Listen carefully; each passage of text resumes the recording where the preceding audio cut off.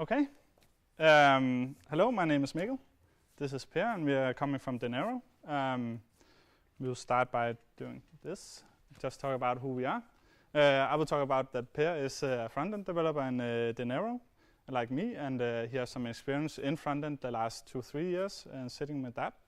And that is his Twitter, and he's trying to do some tweets, but please follow him. So, yes, thank you. And this is Mikkel, and we're working together in a team of 2 front-enders in Dinero. Mikkel has also been working for DFDS and Dinero before Dinero, so there's a bit more experience there. So yeah, that's his Twitter. Yes. Yeah, we're coming from Dinero. Dinero, I don't know how many of you know Dinero. Okay, a bit. Yeah, it's a small accounting system that primarily freelancers and so on uses. But actually, we have some of the stats. We actually have 64,000 active users. So it's kind of many users we actually need to work with and to please without destroying the experience that we have. We have the higher payment rate than Spotify. And we have an NPS that is higher than the Apple iPhone. So that's kind of the numbers that we trying to work with when we're designing new software, new stuff in the application. And that's about Dinero. But please come and talk to us. Yeah, sorry. What is NPS? NPS is a Net Promoter Score, which measures how, basically it's how much you likely are to recommend the program or stuff you're using. So it's, I think it's, what's it, 73? I don't know. Yeah. I think it's around that, but it can also be minus, so it's, I don't know the scale, but it's pretty high, I think. Yeah. The progress from Dinero for around 2 years ago was that we had a big monolith, and that monolith was built in .NET as the backend, but Backbone as the frontend. And the idea was to do some new stuff, do some more advanced stuff for the more advanced users in Dinero, but also do some more niceness on the stuff that Dinero has made. But we could not do that in Backbone because Backbone was tightly coupled with the backend in .NET, but also that the whole system around Backbone was pretty much custom, so custom model binders, all that stuff that actually destroyed the possibility to actually do anything without doing a risk on the whole application when you edited something. So we actually decided to go on a new framework, decided to go with Angular. And the reason we chose Angular in the end was actually just because we like Angular. We did some performance analysis on something with React and so on, but in the end we actually liked Angular because of the syntax and the way you work with the components and views and so on. We actually had one developer trying to use Elm, but that didn't work for us because we had a designer at that point who made all the HTML and CSS for us. So it was actually quite hard to actually just implement in Elm because you need to write all that in Elm. So that's why we didn't choose that. And also because he was the only guy who actually knew Elm. So a little talk about how we actually got to the new front end, because actually today when you're using Dinero, you don't know whether you're using the old one or the new one. So the idea was to make a transition over to the new front end in some way without doing a big bang release, but also without annoying the users. So what you actually see today is actually the similar views, the similar UI. We designed something new pretty soon, but actually it's 2 different front ends. So one is Backbone and one is Angular, a full Angular SPA. And the way we actually do it is that we had a lot of progress with this, but the end solution was that when you access a URL in the application, we have some rewrite rules in our web server that actually configures how you're going to end to either the new frontend or the old frontend. So we have the rules that says when you go to that URL, this one, for example, then the rewrite rules tells the the URL to actually request a index file, and that index file requests a build number and a CDN that actually have all the build files for that particular build. All this stuff is built like with the Angular CLI. So we're using basic Angular CLI to build our production and so on, and then we just take the index file from that build and put it out as the root, as the new master of this production build, and then the URL redirects to that. Yeah, and that's the file under that build. And in the IIS, which is our web server, we actually use it like this. So you can see that we request a URL, and then we match that path, and then we're just pointing to an index file, which is switched every time we build. So this is actually the way that we're switching from the new frontend, or from the old frontend to the new frontend. So you can maybe see some, if you're using Dinero today, you can see some glitches that if you go into vouchers and create a new voucher, then the flow is quite seamless and you have the SBA experience, but then you click on invoice and then the whole thing reloads and so on. So that's the stuff we have today. So how much of the site is running Angular today? I will guess about 30%. That is.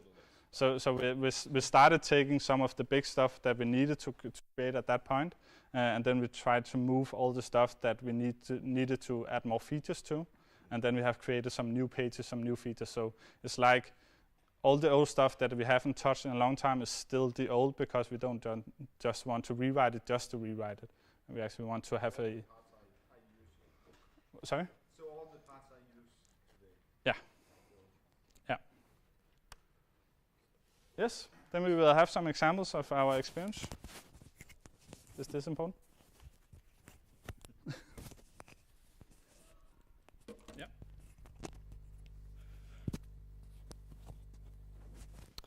All right, so I think that was enough of some DevOps stuff. So let's get into some Angular. And you might, I think most of you know the track by, but I have made a little example of why it's really important, and show what could happen if you forget to use this. So what I put in that here.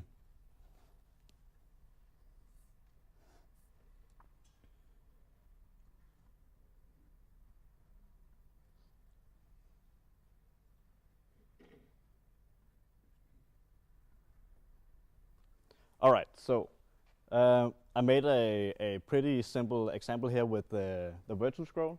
The virtual scroll is not that important, but it's because of the example I'm speaking out of is we had to make this feature, which is a ledger, and it's basically lots of lines, and you can add lines, and you can delete lines, and you can interact with these lines. So when you have this, and Can you zoom the text a bit? yeah, of course. Is that fine or more? Is this okay? Yeah, that'll do. Maybe. Okay. So if we have a look at how we do this, this right now, if you look at the console, it's going nuts because basically when we have a mouse enter, we have a immutable list. So we do a copy of the list and we do a copy of the item. So this way the Angular says, all right, I have to re-render this, and it re-renders this item and it makes a mouse enter again. So this keeps going forever. So one way to tell Angular to kind of identify the item and to not re-render this all the time and re-render the whole list is to simply add the track by. And this is really simple.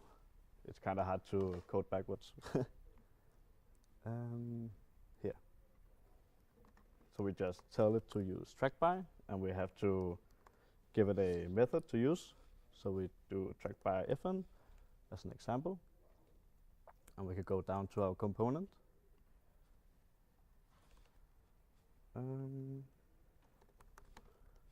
Public track by function, and the item from the list is passed to this function. Let's not care about the type right now. So we will just return the item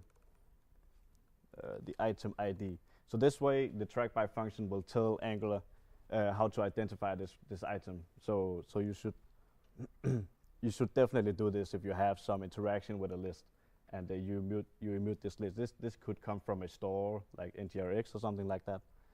Then you should definitely do this. So if we try and save this, and we have a look again, you can see now the console. I know it's really small. It's down here in the corner. When we hover, it just does the console whenever we put the mouse here, and that it doesn't keep going because it knows, all right, I did what I had to do.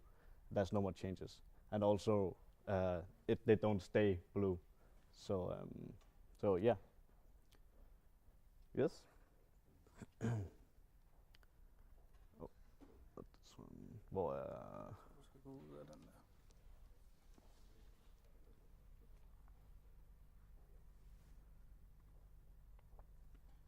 Den glemmer jeg så sgu bagved. Ja. Ja, vi kan bare tage den der.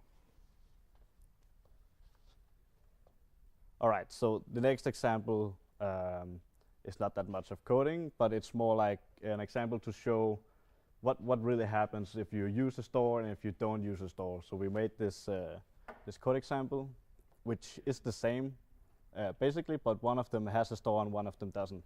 And especially if you have a lot of interaction with your backend and maybe some asynchronous stuff, and the user can do stuff while like you don't necessarily disable the whole UI just because you're loading something. So you want to be consistent in how to manage this. So an example could be that we change this number, and this number is fetched from the backend. Or we can disable it, and it will just say it's 0. But if we add something here, we get 10. Like, this is bad. I don't know if maybe we should have done this in English, the example, but this is how it is right now. And we can also disable this, and it will get to 0, and we can enable it again, and it has to fetch again. So the component is, in this particular example, this might have been okay to not use a store because it's fairly simple. So you don't always have to use a store. This is not the point. But if we look at this, we can see that we have an amount change. This is when we change this value. And we have to do this calculate the VAT amount. And this calculate VAT amount actually goes and see, all right, is this item low VAT? If it is, like, we just have to put 0. And if it's not, we have to go fetch on the service on the backend. So this is not that nice to look at. I mean, it's okay. You can. This component is fairly simple, as I said. So it might be okay. But if you start to have like child components or other stuff which uses the same kind of data, and you have the inputs and outputs everywhere, it can get a bit noisy, the code, I think. So that's when it could make sense to like begin to use a store. So if we look at the example with the store, and this is the same, but if we go into the component, we can right off the bat see that this is way more simple to look at the component at least. But we also see that we have a lot more of setup to do this. So this is like the pros and cons, I think, and you have to keep this in mind whenever you decide to go with a store or to not go with a store in your modules. So this is fairly simple. We just have the store and we dispatch these actions on what we want to do. So I think the effects file is the most interesting here, because this is where we really interact with what the user is doing or handle what the user is doing. So let's say, for example, that we changed, when we press on this button, we changed that whether the item should include the VAT or should not include the VAT. And I think that when you're using or you're making your effects, it's really important to have a really good name of what is this effect doing. And it should not do more than one stuff. Like it shouldn't be like do this and this and this and dispatch like a million actions, because they can, then your effects is just noisy instead of your component, and that's not a win in my opinion, at least. So we have this fairly simple effect right here, which just listen on when the user clicks on this button, and we say we only want to go further in the stream whenever this is true. And when it is, we just go and say update the item and we have the item ID in the payload as well, and we just set it to 0. So this is, if you remember from the example with no store, what it did with the if else. So this is the same as this one, but it's reversed here. And we take the amount and we update the item. So you can kind of give the effects each their responsibility in the code. And also kind of neat stuff you can do is the stuff where we had to recalculate the totals, which were in the button here. We can just say whenever some amount on any item is updated, we have to recalculate the totals. Or whenever any item VAT is updated, we have to recalculate the total VAT. So I think you can really give the effects each their responsibility and make them really easy to kind of understand and read. So yeah, I think that's what I wanted to say about the store versus no store. And Can you shortly explain what a store is? Yeah, of course. Sorry. Like a store is the store I'm using here is NGRX. It's a Redux library, which basically is a way to store whatever data is in your application, but keep it away from the components and modules. Like it's an external way to kind of store it. It's basically an JSON object which sits there, and you can modify it through your actions and events, so to speak. So kind of a service layer, or it's your application state. okay. Yeah. All right, and that can be modified by the effects. Yeah, well, the effects is a way to handle side effects for your actions. Okay. So let's say I emit an action, and usually you would have like a reducer to kind of modify the state. But you also want an effect to maybe speak to the backend or emit another action, or so you have these side effects, and those are these. I'm sorry for not explaining that in the start, but yeah. Yeah, all right. Cool. Yeah, thank you. Yep. Any other questions? So, as I understand it, that's best for a large scale app. Yes, that's I think was kind of where I was getting, is that if you have really simple components, as you can see, you have a lot of more setup, and you also do have to set up some store in the main root and so on. You can use other libraries than NGRX, which might be simpler to use, but yeah, you have this extra setup, so it might not be worth if you have really simple code to do. I've also heard people talking about an observable service, just a shared one. Yeah. You can use that as a Yeah.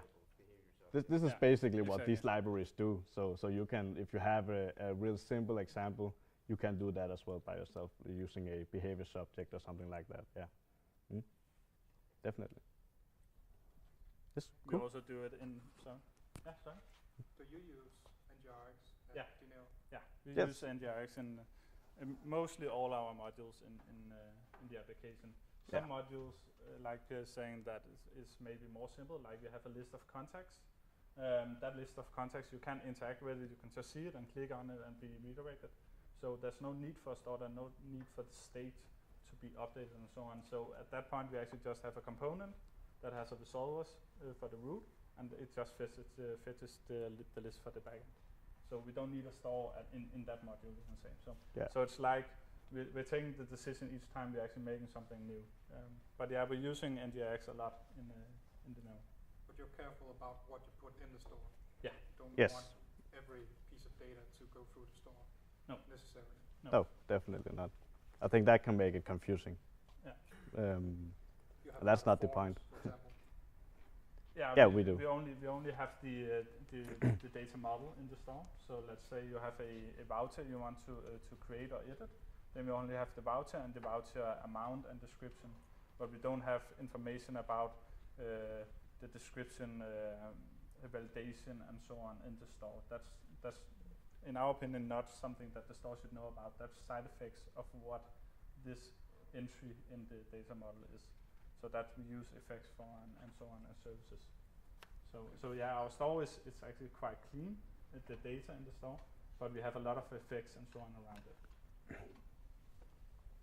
Yeah, I think, yeah. So when you say data model, you mean the data you get from the database? Yeah, for the backend. Yeah. So that's what you fetch from the pitfalls and just put right into the store. No, not exactly. It's actually sometimes we do, sometimes we don't, because the data model from the backend is actually quite bloated with stuff that we actually don't need for actually in the front end. So in many times when we have services to fetch for the backend, so we have an action that dispatches. Let's say we want to get all the vouchers, or let's say a voucher. Then we have an action that dispatches that. Then we have an effect that listens for getting a voucher, and that effect calls the service to fetch from the SSP. And then inside that service, we actually map that data model that the SSP comes with to the data model that we want to handle in the front end. So we only save the data model that the front end is cared about. So we don't have that bloated state because we have a lot of entries in those models. Yeah. You put lists in the store, ever? Like a list of the invoices or whatever? Yeah. To work Yeah, with? we do that. Yeah. Okay. We have that, for example, in the ledger, the example before with the track by. That was our first task to do in Angular. We needed to create a ledger that could handle 1 million items. It's quite hard when the Chrome cannot render a div more than max height, so it couldn't be 1 million items at least. But it can handle thousands of items, and we save that list inside the store, and then we mute that list. Yes, I will jump to the next example.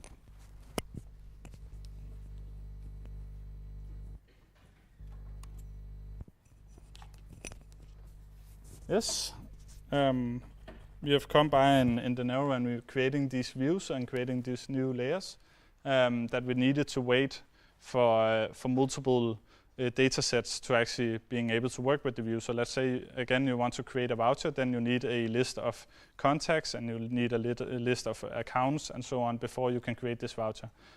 But it shouldn't block the view from being rendered. If the list of contacts fills, then it should just render the view and then show a label under the select box that couldn't fetch account, click again, something like that. So we needed a way to actually have this NDX store around it, dispatch some actions to load contacts, accounts, and so on, and then wait for those actions to complete. And we have made an example of that. So we have a little meme battle. So we have a meme component, which actually just the two image sources, where this is simulating that we have two different endpoints, and we want one meme from one endpoint and one meme from another, and then we want to wait for those memes to be loaded before we render this view. So we have again a store and all the setup for the store, but what's important here is the resolve for the view, for the meme component, and that actually just emits two actions to get the two random memes from two endpoints. And then we're actually just waiting for those actions to complete. So we have an action, if we look in the actions file. We have an action to get a random Pepper meme and get a random Dutch meme. And then we also have actions to tell us whether it succeeded or it failed, and so on. So we're actually listening on those succeeds and failed in our resolve to being able to wait for the component to load until we have this data. So again, we're waiting for it either to be successful or failed in getting this image, but we need to wait for both of them to be complete. And it just loads the component. I think we actually in the service have a delay after getting the images. So after 6 seconds it should show, I think. I don't know. Yeah. So in that way, you can create a resolve for your root, for your component that can wait for two different actions or more data sets to actually complete and wait for that.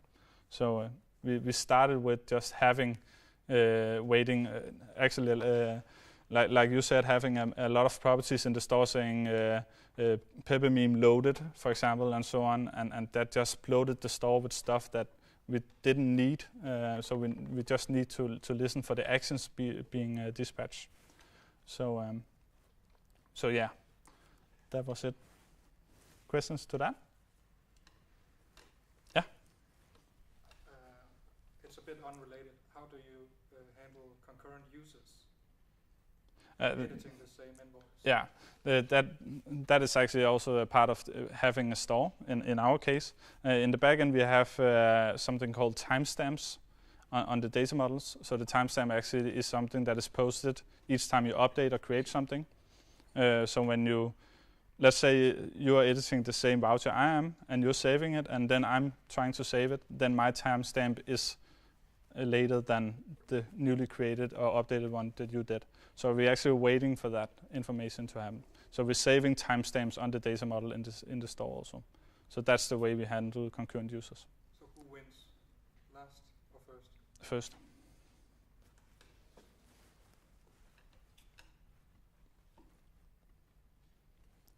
Yeah. Then we have a little Kahoot. So if anyone wants to join, you need to take a phone out and just go to a URL.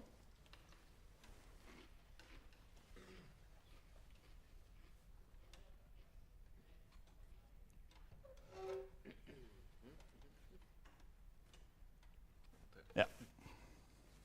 I think that's...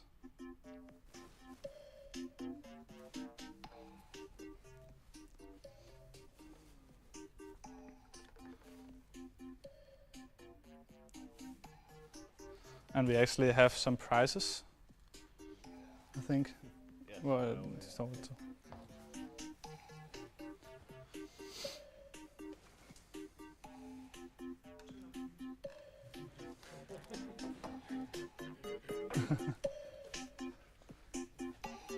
So I think, is everyone ready? Or is something missing? I think we're good to go. Everyone is there? Then we start.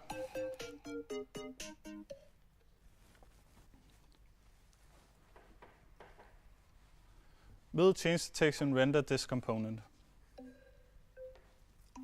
Re-render. Re-render, sorry.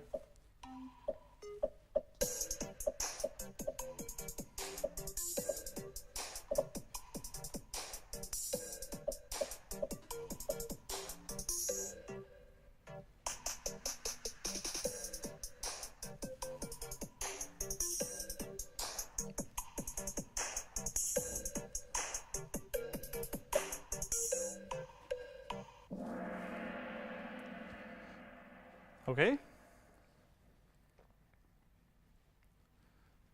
As I think we're explaining each one. The reason why it won't re-render this component is because it's fairly static. It doesn't have any dynamic things, dynamic values. So Angular actually knows this. So when Angular do the AT of this component, it will actually just have the create element create stuff that it does. So it doesn't need the whole change detection around it. So, and the reason why we're taking these examples is actually something that we have hit in our development lifecycle of Angular, because we started doing these components and then thinking, oh, we have this static, but we don't want it to re-render, so we're injecting the change detector ref and detaching and all that stuff, and it doesn't matter because it doesn't re-render. So, we're taking the next one. And Orlando is first place. Who is that? Ooh. You're about to win a coffee mug. Will this component fail when it renders?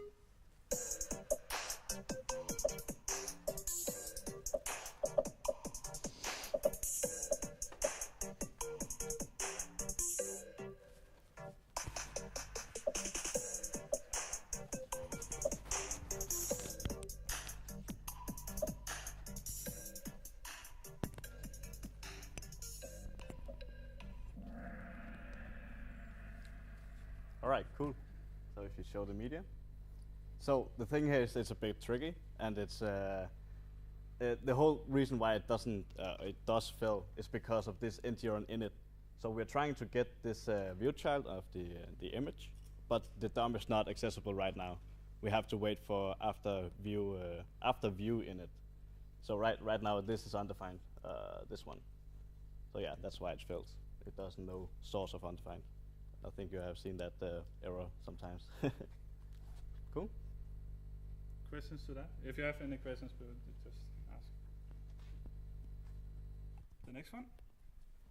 Orlando still. What component will be rendered?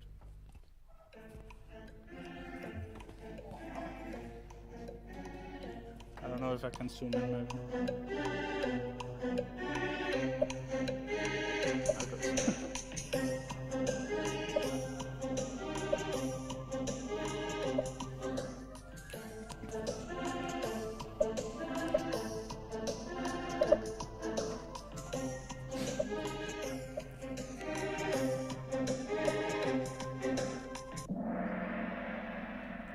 Two right ones.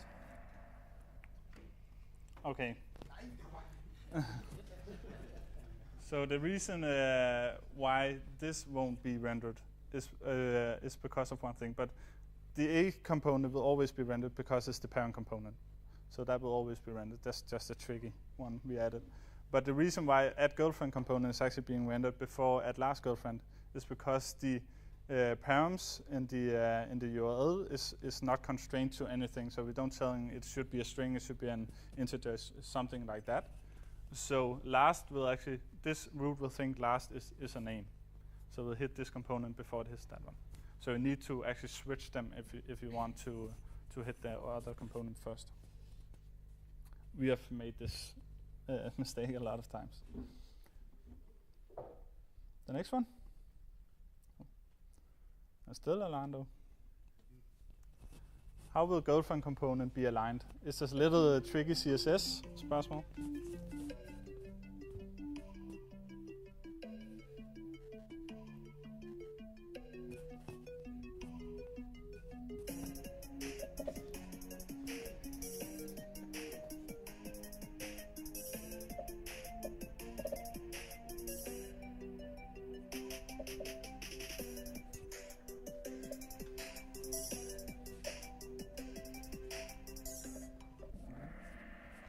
Okay. Good job. Good job. Show the media. Yeah. All right, so this is of course also a trick question, but what happens here is that we have the display flex and it has a width and a height, and this one will be aligned to the top left. But inside this component we have this template which has flex end, but this doesn't really matter because the flex is having this as a child, not this one as a child. So yeah, this doesn't matter. It's like, yeah, it doesn't do anything. So they will both be in the top left. Yeah. So you need to remember that when you create components in Angular, that if you needed to style Charles and style Charles component like this, you need to add the style to the components and not, or at least to the host inside this component. Yeah, you can do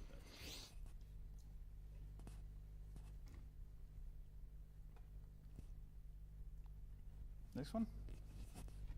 Who made most errors this year?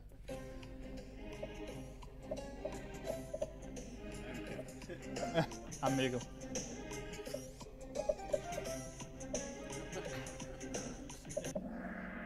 Yeah. That's correct. There's no media. Taking the next one. How will the following effect behave?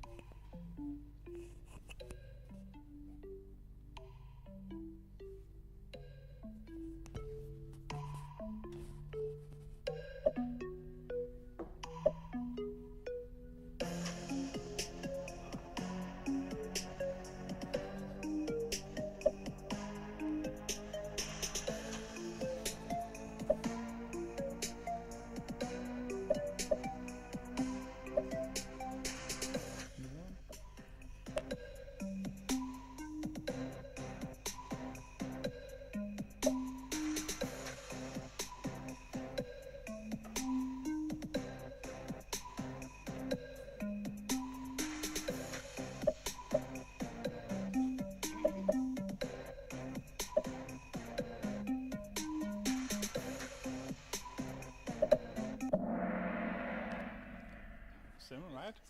That's okay. Cool. All right. So what happens here is that we have this effect, and the effect here expects from the stream an action to dispatch. So if it doesn't tell this effect to not dispatch to not expect an action, it will actually fail. But the stream does reach this code, so this is executed. This does happen. You will get the cookie, but right after that, the effect will say, I don't know what to do with this. It doesn't get anything from the stream. So yeah, A fails, but B is also executed. Yes?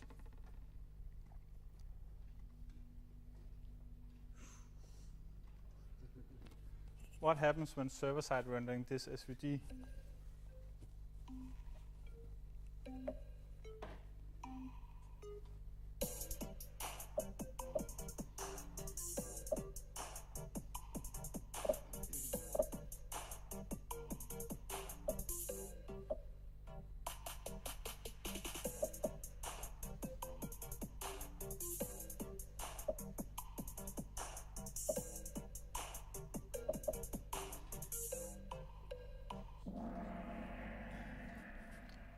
Six, right? The reason why it actually fails is because of this URL. So when the server side is trying to render the HTML, it will try to reach this code and it will try to execute this link, and the server will fail because of that. I actually don't know why it does it, but it's kind of strange. So the way to fix it is just to remove this. It's really annoying. The most annoying thing is that it doesn't tell you that is it. So we sat for a day and looking through the code and understanding why it rendered on the client side but not on the server side and so on. But actually, the URL was a part of that. We also tried to change it to HTTPS. That didn't work. So I don't know. Yeah.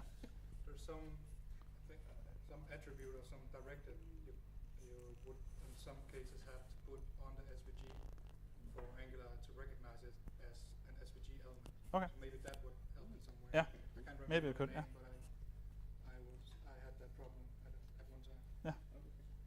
Cool. And I think we're to the second last question.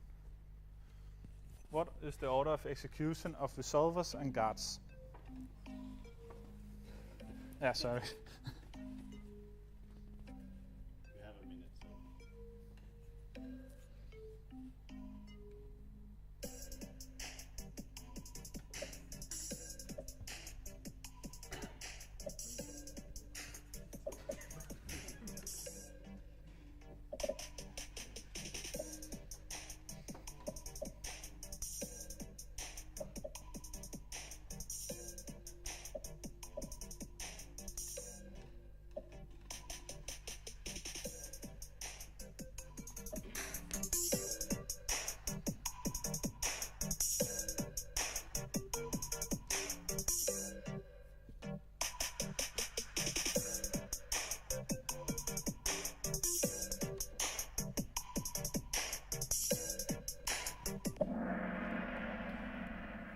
Nice.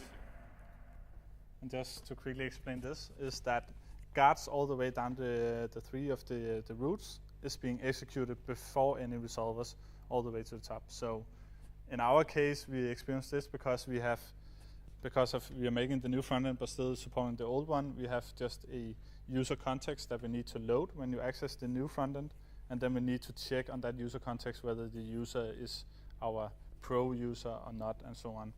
So if you have a guard down here that needs to check whether the user is a pro, and then we can't get the user context in the resolver here because it will hit that first.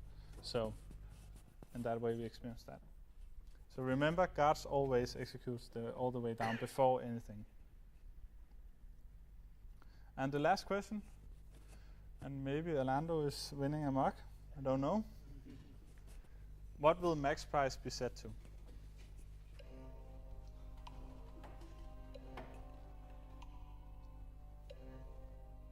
And this is two different interceptors. One is in the root module and one interceptor is in a lazy loaded module.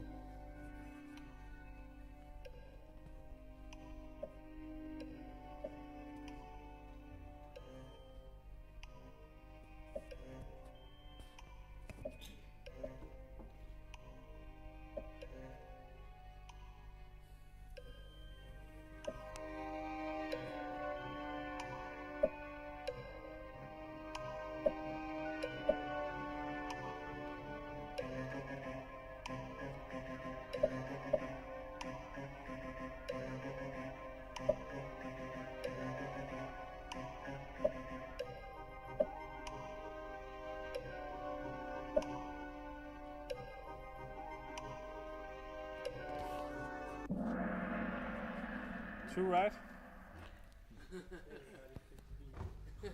All right, so yeah, to just quickly go through this. This is perfectly fine. This is perfectly fine having the interceptor in the root, but this is not possible. So this doesn't matter. So it's 200. Yeah. Yeah. I don't even think we had this, but I'm not even sure if it failed. Like just nothing just happened. Yeah. So we were like, It what doesn't. the? Yeah. But if you go to the interceptor documentation on Angular IO, it says that lazy loaded modules can't have interceptors. So yeah. And now it's fun to see who is winning. Orlando! Let's give him a hand. You're winning a terminal mug and a Dinero coffee mug. Here you go. Thank you. Yeah, that was actually it. We don't have anything more, I think. So yeah, thank you.